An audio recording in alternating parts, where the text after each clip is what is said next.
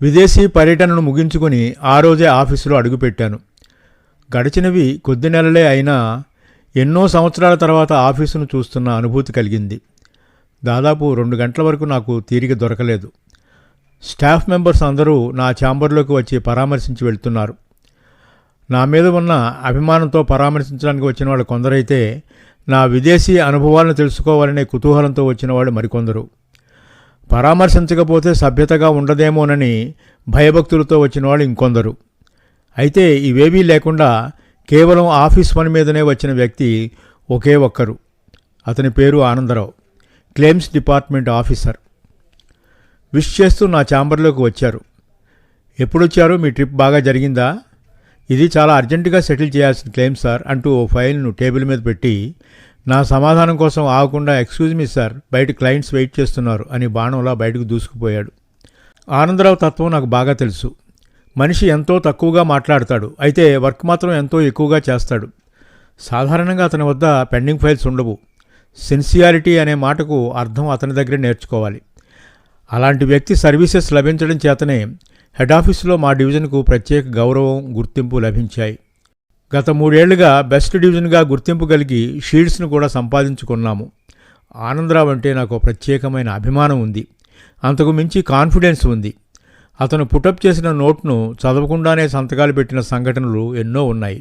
Ice water త్రాగి ఆనందరావు ఇచ్చిన ఫైల్ను మెల్లగా తెరిచాను. మోటార్ యాక్సిడెంట్లో మరణించిన వ్యక్తి ఫోటో చూడగానే షాక్ అయ్యాను. కళా నిజమా? వణుకుతున్న చేతులతో పేజీలు త్రిప్పాను. అనుమానం వచ్చి పేరు చూశాను. అక్షరాలు మసకమసగా కనిపించాయి. చక్రపాణి. మనసు బరువెక్కిపోయింది. కళ్ల ముందు గతం కదలాడింది. ఆ రోజు దీపావళి. ప్రొద్దున్నే స్నానం ముగించుకుని కారులో చక్రపాణి ఇంటికి వెళ్ళాను. నన్ను చూడగానే చక్రపాణి ఎంతో పొంగిపోయాడు. ఈ పండక్కి నీ వస్తావనుకోలేదు బ్రదర్ అన్నాడు చక్రపాణి నా ఎదురుగా కూర్చుంటూ. నాకు కూడా రావాలని లేదు, కానీ సుజాత ఈ పండక్కి మనం విజయవాడ వెళ్లాల్సినదేనండి అని పట్టుబట్టింది. దట్స్ ఆల్, ఇలా వచ్చేశాను భార్యాపిల్లల సమేతంగా అన్నాను. మంచి పని చేశావు. అయినా నీవు నిజంగా అదృష్టవంతుడు అయి. ఎందుకట నవ్వుతూ అడిగాను. మీ మామగారికి ఏకైక అల్లుడివి.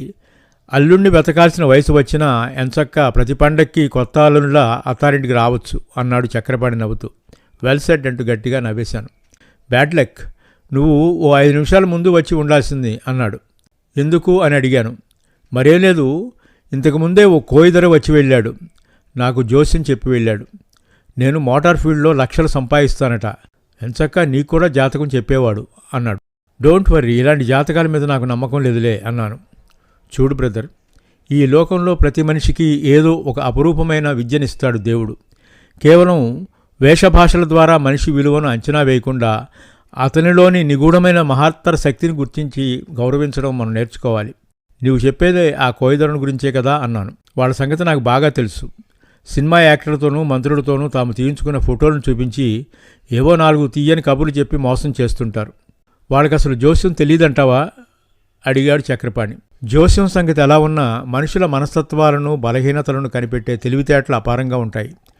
మాటల్లోకి దింపి మనసులోని భావాలను, భయాలను, అనుమానాలను, వ్యక్తిగత సమస్యలను తెలివిగా వెలికిలాగి మనకు అనుకూలంగా మన మనసును తృప్తిపడేలా జోస్యం చెబుతారు. అంతేకాక ఇలా జోస్యం చెప్పించుకుని భవిష్యత్తులో కలిగే కష్టాల గురించి బాధపడుతూ జీవించడం మహాదారుణం.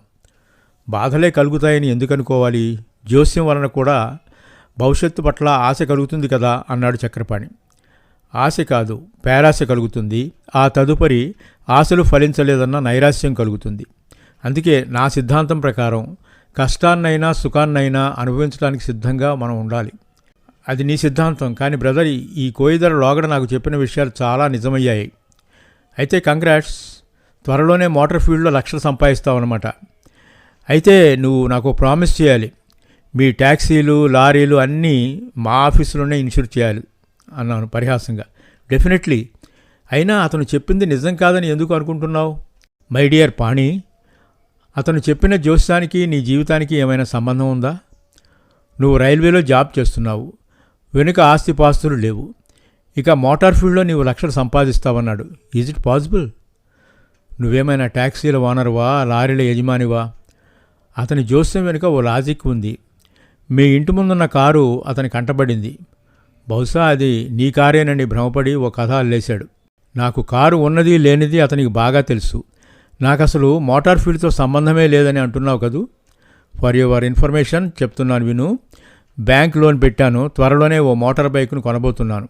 ఆ తర్వాత ఓ ట్యాక్సీ అంటూ ఆపాడు. వెంటనే నేను ఆ తర్వాత ఓ లారీ, దాని మీద లక్షలు సంపాదించబోతున్నావు కదూ అన్నాను. నీకంతా హాస్యంగానే ఉంది. చూడు బ్రదర్, ఆ కోయదొర జోస్యం ఏనాటికైనా నిజమవుతుంది. నీ కళ్ళెదుటే నేను కనీసం 25 లక్షలైనా సంపాదిస్తాను. ఈ గీతలెప్పుడు అబద్ధం చెప్పవు సుమా అన్నాడు ఎంతో నమ్మకంగా. సార్, మీ కళ్ళలో ఆ నీళ్లేమిటి అన్న ప్రశ్న వినగానే గతం నుండి తేరుకొన్నాను. ఎదురుగా ఆనందరావు నిలబడి ఉన్నాడు.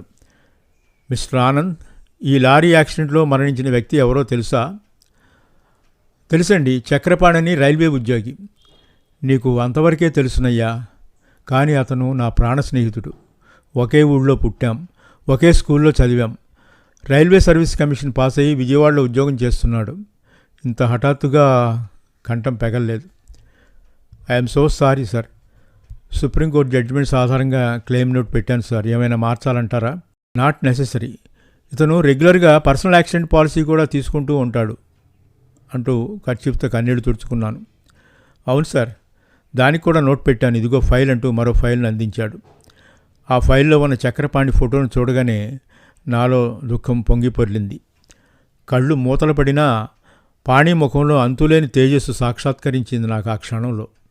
అందుకు కారణం ఆ కోయదొర జోస్యం ఫలించినందుకు కలిగిన గర్వం కావచ్చు, లేక భార్య పిల్లలకు ఓ బంగారు భవిష్యత్తును కల్పించానన్న సంతృప్తి కావచ్చు.